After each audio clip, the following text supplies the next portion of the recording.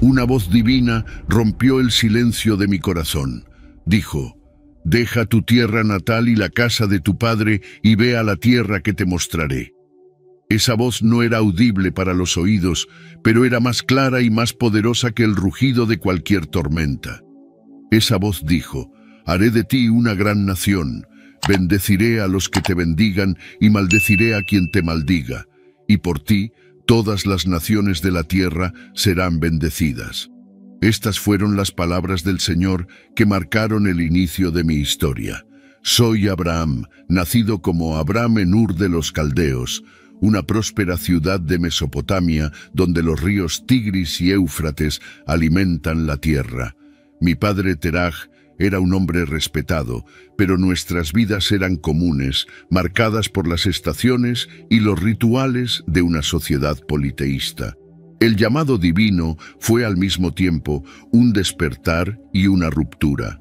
Haré de ti una gran nación, te bendeciré y engrandeceré tu nombre, y serás una bendición. Génesis 12. ¿Cómo alguien como yo, un mero mortal entre muchos, podría ser elegido para tal destino? La promesa era tan abrumadora como el cielo nocturno bajo el cual estaba, y aquí a los 75 años es donde comienza mi increíble historia. Cuando decidí superar el miedo y embarcarme en el viaje, no podría imaginar que alcanzaría la edad de 178 años o que tendría una gran descendencia. Aquí comienza mi historia, con el corazón lleno de esperanza y con fe incipiente. Obedecí al Señor y partí con mi esposa Sarai, Lot, mi sobrino, y todos nuestros bienes y las personas que reunimos hacia la tierra de Canaán. Fue un viaje lleno de esperanza, guiado por la promesa divina. Viajamos hacia el noroeste, cruzando Harán, y finalmente llegamos a Canaán, una tierra de colinas y valles fértiles. Era una región diversa, habitada por pueblos cananeos en ciudades-estado fortificadas, cada una gobernada por su propio rey. La vida en Canaán era diferente de Ur. Aquí campos y viñedos se extendían hasta donde se podía ver, y el aroma de los olivares y higueras llenaba el aire. Aunque la tierra que se extendía ante nosotros era rica y prometedora, estaba ocupada por otras ciudades y culturas. Viajé por el país hasta el lugar sagrado de Siquem, bajo el roble de Moré. En aquel entonces, los cananeos eran los dueños de esas tierras. Fue allí donde el Señor apareció ante mí nuevamente, prometiendo: «Luego me trasladé a la región montañosa al este de Betel, y entre Betel al oeste y Ai al este establecí mi campamento. Allí también construí un altar al Señor e invoqué su nombre, marcando cada lugar de mi estancia con un acto de fe y devoción». A pesar de la prueba de nuestra fe, no tardó mucho para que la tierra nupcial, que acogió mis pasos bajo la bendición de una promesa divina, pronto se convirtiera en hospitalaria bajo el yugo de una hambruna severa. «¿Por qué nos has traído a este lugar?», me pregunté, mirando al cielo buscando respuestas. La decisión de partir hacia Egipto, la tierra del Nilo y sus graneros llenos, se tomó con pesar, sabiendo que pondría a prueba la promesa del Todopoderoso de cuidar de mi familia y de no temer. «No temas, Abraham», resonó la promesa, «yo soy tu escudo, tu recompensa será muy grande». Génesis 15. Aún así, consciente de la belleza de Sarai y temiendo por mi vida, urdí un plan. Ovejas, vacas, burros, criadas, burros y camellos marcaron mi estancia en Egipto, que fue marcada por la disonancia entre la opulencia de los palacios y la esclavitud de muchos de sus habitantes. Sin embargo, el Señor infligió grandes males al faraón y su pueblo por causa de Sarai. El faraón, al darse cuenta de la verdad, me confrontó. «¿Qué has hecho conmigo? ¿Por qué no me dijiste que ella era tu esposa? ¿Por qué dijiste que ella era tu hermana, permitiendo que la tomaran como esposa? Aquí tienes a tu esposa, tómala y vete». Ordenó que sus hombres nos escoltaran junto con Sarai y toda nuestra propiedad. Al ser expulsados de Egipto, no solo volvimos a Canaán con más de lo que habíamos llevado, sino también con una comprensión más profunda de la naturaleza de nuestro Dios, un protector, un proveedor. una guía infalible en tiempos de incertidumbre. Desde Egipto subí al Negev junto con mi esposa y todos nuestros bienes, y Lot vino con nosotros. Por la bendición de Dios había acumulado gran riqueza en ganado, plata y oro. Continuamos nuestro viaje hacia el norte, regresando a Betel, al lugar de nuestro primer campamento entre Betel y Ai, donde había construido un altar anteriormente y donde invocó nuevamente el nombre del Señor. Lot, que me acompañaba, también poseía ovejas, vacas y tiendas. Los bienes crecieron tanto que el espacio ya no era suficiente para nosotros y nuestros rebaños, lo que llevó a conflictos entre mis pastores y los de Lot. En ese tiempo, el territorio estaba habitado por los cananeos y los perisitas, lo que complicaba aún más la situación. Para evitar disputas y mantener la paz, propuse a Lot una solución. No debe haber conflictos entre nosotros ni entre nuestros pastores, porque somos familia. Mire toda la tierra que está frente a usted. Si decide ir a la izquierda, yo iré a la derecha. Si prefiere ir a la derecha, yo iré a la izquierda. Lot observó el valle del Jordán, que era una tierra fértil, similar al jardín del Señor o a Egipto, antes de la destrucción de Sodoma y Gomorra.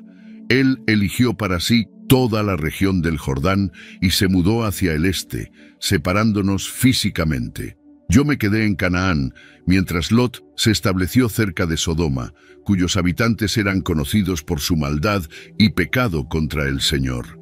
Después de que Lot y yo tomamos caminos separados, el Señor me habló nuevamente, reafirmando su promesa. Mire hacia arriba y desde donde está, al norte, sur, este y oeste, porque toda la tierra que ve se la daré a usted y a sus descendientes para siempre. Haré que sus descendientes sean tan numerosos como el polvo de la tierra. Si alguien puede contar el polvo, podrá contar sus descendientes. Siguiendo el mandato del Señor, viajé por toda la extensión de la tierra, consciente de la promesa divina que se me había otorgado. Finalmente, trasladé mi campamento y me establecí cerca del bosque de robles de Mamre, en Hebrón, donde erigí un altar y comulgué con el Señor, agradecido por su orientación y las promesas de bendición para mí y mi descendencia. Un día, el Señor vino a mí y apareció mientras estaba sentado en la entrada de mi tienda, en el bosque de robles de Mamre. Era la hora del día cuando el sol brilla más fuerte. Cuando levanté la cabeza, vi a 3 hombres parados cerca. Sin dudarlo, corrí hacia ellos desde la entrada de mi tienda y me incliné al suelo en señal de respeto y hospitalidad, diciendo: «Señor, si he encontrado gracia en tus ojos, te ruego que no pases de largo. Detente y descansa frente a tu siervo. Traeré un poco de agua para que puedas lavar tus pies y descansar bajo este árbol. También traeré un pedazo de pan para que recuperes fuerzas antes de continuar tu camino, ya que has venido hasta tu siervo». Por alguna razón, aceptaron diciendo: «Haz como has dicho». Inmediatamente fui a la tienda donde estaba Sara y le pedí con urgencia: «Rápido, toma 3 medidas de la mejor harina y prepara unos panes». Luego corrí al corral, seleccioné un ternero tierno y bien alimentado y lo entregué a un siervo para que lo preparara sin demora. Serví cuajada, leche y el ternero preparado a nuestros invitados, que estaban bajo el árbol mientras comían. Cuando preguntaron por Sara, mi esposa, respondí que estaba en la tienda. Uno de ellos, cuyas palabras llevaban el peso de una promesa divina, dijo: «Sin falta la veré nuevamente el próximo año, y para entonces Sara habrá tenido un hijo». Sara, que estaba escuchando desde la entrada de la tienda, rió internamente, incrédula ante la idea de experimentar el placer de la maternidad y paternidad en nuestra edad avanzada. El visitante, consciente de la risa de Sara, preguntó: «¿Por qué Sara rió pensando que no puede tener un hijo en su vejez? ¿Acaso hay algo imposible para el Señor? La veré nuevamente en la misma época el próximo año, y Sara habrá dado a luz un hijo». Sara, asustada, negó haber reído, pero el Señor afirmó: «Sí, tú reíste». Después de la partida de los hombres hacia Sodoma, reflexioné sobre el propósito divino y me preparé para despedirme de ellos. El Señor compartió sus planes conmigo, preguntándose si debería ocultar lo que haría en Sodoma y Gomorra, ya que yo sería el fundador de una gran y bendecida nación, elegida para enseñar justicia y rectitud a mis descendientes. Antes de la inminente destrucción de Sodoma y Gomorra, me acerqué al Señor intercediendo por la ciudad. ¿Destruirás a los justos junto con los culpables? Si hay 50 justos en la ciudad, ¿aún así la destruirás? El Señor prometió que perdonaría la ciudad por causa de los 50 justos. Mi preocupación por la justicia me llevó a interceder aún más, reduciendo el número de justos necesarios para evitar la destrucción de la ciudad, hasta llegar a 10. El Señor, en su misericordia, accedió a no destruirla si encontraba esos 10 justos.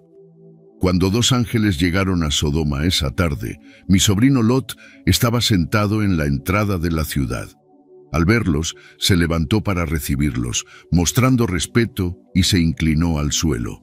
Le rogó que por favor fueran a su casa su siervo para pasar la noche, donde podrían lavar los pies y por la mañana continuar su camino. Aunque inicialmente reticentes y dispuestos a pasar la noche en la plaza, Lot insistió tanto que finalmente aceptaron su hospitalidad y se dirigieron a su casa. Allí, Lot preparó una comida para ellos, cocinando panes sin levadura, y comieron. No habíamos pasado mucho tiempo juntos cuando los hombres de Sodoma, desde el joven hasta el viejo, rodearon la casa, exigiendo que Lot entregara a los hombres para que pudieran abusar de ellos. Lot salió a confrontarlos y, cerrando la puerta detrás de sí, suplicó que no cometieran tal vileza. Incluso ofreció a sus 2 hijas vírgenes en lugar de permitir que dañaran a sus invitados. Una decisión desesperada que mostraba su compromiso en proteger a quienes llegaban a su casa. La multitud, sin embargo, lo rechazó y amenazó con tratarlo peor que a los otros. Cuando intentaron forzar la entrada, los ángeles intervinieron, salvando a Lot y cegando a los agresores para que no pudieran encontrar la puerta. Luego, los ángeles revelaron a Lot el propósito de su visita, la destrucción inminente de Sodoma debido a su gran maldad. Instaron a Lot a reunir a su familia y dejar la ciudad. Lot intentó advertir a sus yernos, pero ellos no lo tomaron en serio. Al amanecer, antes de que Lot dudara, los ángeles lo tomaron de la mano junto con su esposa e hijas y los sacaron de la ciudad por la misericordia del Señor. Una vez a salvo, los ángeles advirtieron a Lot que huyera a las montañas sin mirar atrás. Lot, temiendo no llegar tan lejos, pidió refugio en una pequeña ciudad cercana, Zoar.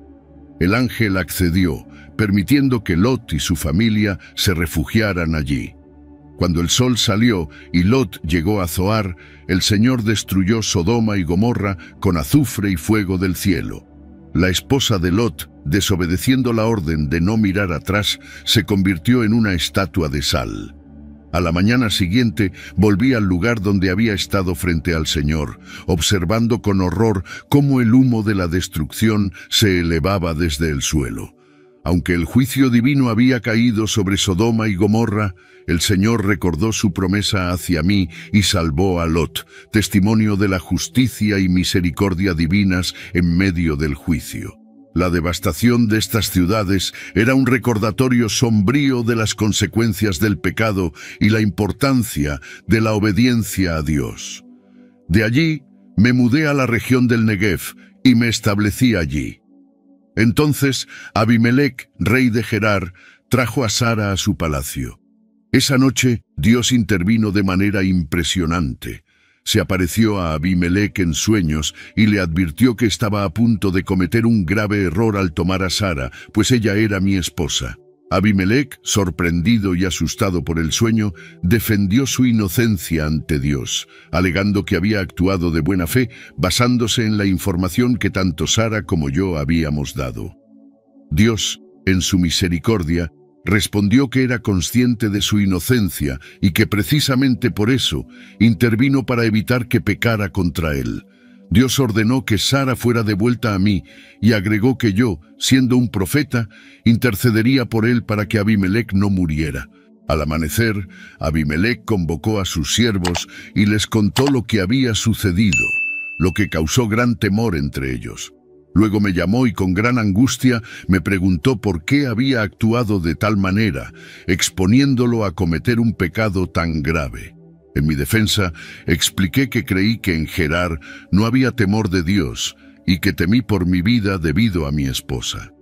También revelé que, al decir que Sara era mi hermana, no estaba mintiendo, pues realmente era mi media hermana y mi esposa. Expliqué que había acordado con Sara decir eso para protegernos. Abimelec, en un gesto de buena voluntad para reparar el malentendido, devolvió a Sara y nos compensó con ovejas, vacas, siervos y siervas. También nos ofreció sus tierras para que nos estableciéramos donde mejor nos pareciera. Además, Abimelec le dio a Sara 1000 monedas de plata como forma de limpiar su honor. Después de este incidente, Dios intercedió por Abimelec, su familia y sus siervos, para que pudieran tener hijos nuevamente, pues Dios había cerrado el vientre de todas las mujeres en la casa de Abimelec por causa de Sara. Dios escuchó mi oración y curó a todos en la casa de Abimelec, demostrando una vez más su misericordia. Y el Señor visitó a Sara y a mí de una manera milagrosa, cumpliendo su promesa de una manera que superó todas nuestras expectativas. Sara concibió y dio a luz un hijo en mi vejez, como Dios había anunciado. Cuando nuestro hijo nació, le di el nombre de Isaac, en obediencia a Dios. 8 días después de su nacimiento, circuncidé a Isaac, siguiendo fielmente las instrucciones divinas. En esa época yo tenía 100 años, un testimonio del poder y la fidelidad de Dios. Sara, desbordante de alegría, exclamó: «Dios me ha dado motivo para reír, y todos los que se enteren reirán conmigo. Nunca imaginamos que en nuestra vejez seríamos bendecidos con la alegría de tener un hijo». El día que Isaac fue destetado, celebré con un gran banquete, marcando el comienzo de una nueva etapa en nuestras vidas. Sin embargo, no todo en nuestra familia fue motivo de celebración. Un día, Sara observó a Ismael, el hijo que Agar me había dado, burlándose de Isaac. Esto llevó a Sara a pedirme que expulsara a Agar y a su hijo, pues ella no quería que Ismael compartiera la herencia con Isaac. Esa petición me causó una profunda angustia, pues Ismael también era mi hijo, pero Dios intervino diciendo que no sufriera por el niño ni por la esclava. Me dijo que hiciera lo que Sara pedía, pues a través de Isaac serían reconocidos mis descendientes. Sin embargo, Dios también prometió hacer de Ismael una nación, porque él era mi descendiente. Con el corazón pesado, pero confiando en la promesa de Dios, preparé a Agar e Ismael para su partida, dándoles provisiones para el viaje y despidiéndome de ellos al amanecer. Dios no abandonó a Ismael. Cuando Agar y el niño estaban en una situación desesperada en el desierto, Dios intervino, asegurándoles un futuro y protección divina. Ismael creció en el desierto, convirtiéndose en un arquero experto, y su madre lo casó con una mujer egipcia. En esa época, Abimelec y Ficol, el líder de su ejército, reconocieron la bendición de Dios sobre mi vida y buscaron asegurar una relación de lealtad mutua conmigo. Juré tratarlos con la misma lealtad que me mostraron. Sin embargo, surgieron tensiones por causa de un pozo que los siervos de Abimelec habían usurpado. A pesar de ese conflicto, logramos llegar a un acuerdo y celebramos una alianza, sellada con el intercambio de regalos y un juramento en Berseba, que significa Pozo del Juramento. Tras estos eventos significativos en mi vida, un día Dios decidió ponerme a prueba. Me llamó: «Abraham», respondí: «Aquí estoy», siempre listo para escuchar su voz. Fue entonces cuando me dio una instrucción que haría temblar el corazón de cualquier padre.